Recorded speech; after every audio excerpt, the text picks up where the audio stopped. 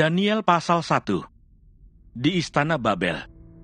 Pada tahun yang ketiga pemerintahan Yoyakim Raja Yehuda, datanglah Nebukadnezar Raja Babel ke Yerusalem, lalu mengepung kota itu.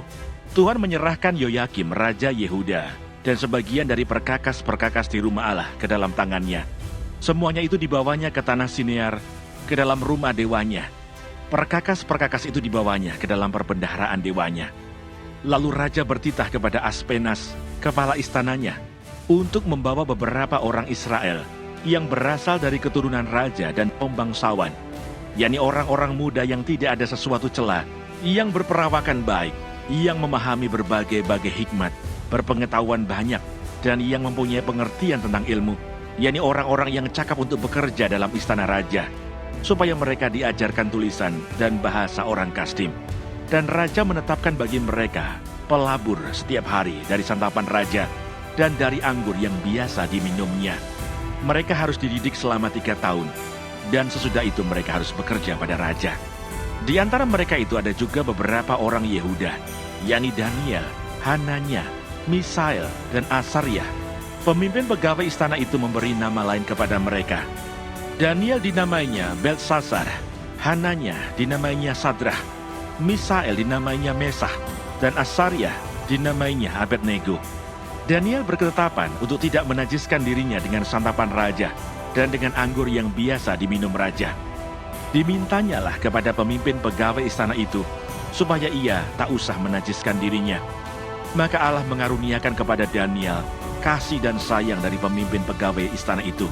Tetapi berkatalah pemimpin pegawai istana itu kepada Daniel, "Aku takut kalau tuanku raja yang telah menetapkan makanan dan minumanmu berpendapat bahwa kamu kelihatan kurang sehat daripada orang-orang muda lain yang sebaya dengan kamu. Sehingga karena kamu aku dianggap bersalah oleh raja." Kemudian berkatalah Daniel kepada penjenang yang telah diangkat oleh pemimpin pegawai istana untuk mengawasi Daniel, Hananya, Misael, dan Asaryah, "Adakanlah percobaan dengan hamba-hambamu ini selama 10 hari, dan biarlah kami diberikan sayur untuk dimakan dan air untuk diminum. Sesudah itu bandingkanlah perawakan kami dengan perawakan orang-orang muda yang makan dari santapan raja. Kemudian perlakukanlah hamba-hambamu ini sesuai dengan pendapatmu." Didengarkannya lah permintaan mereka itu. Lalu diadakanlah percobaan dengan mereka selama 10 hari. Setelah lewat 10 hari, ternyata perawakan mereka lebih baik, dan mereka kelihatan lebih gemuk daripada semua orang muda yang telah makan dari santapan raja. Kemudian penjenang itu selalu mengambil makanan mereka dan anggur yang harus mereka minum, lalu memberikan sayur kepada mereka. Kepada keempat orang muda itu Allah memberikan pengetahuan dan kepandaian tentang berbagai-bagai tulisan dan hikmat, sedang Daniel juga mempunyai pengertian tentang berbagai-bagai penglihatan dan mimpi. Setelah lewat waktu yang ditetapkan raja, bahwa mereka sekalian harus dibawa menghadap, maka dibawalah mereka oleh pemimpin pegawai istana itu ke hadapan Nebukadnezar.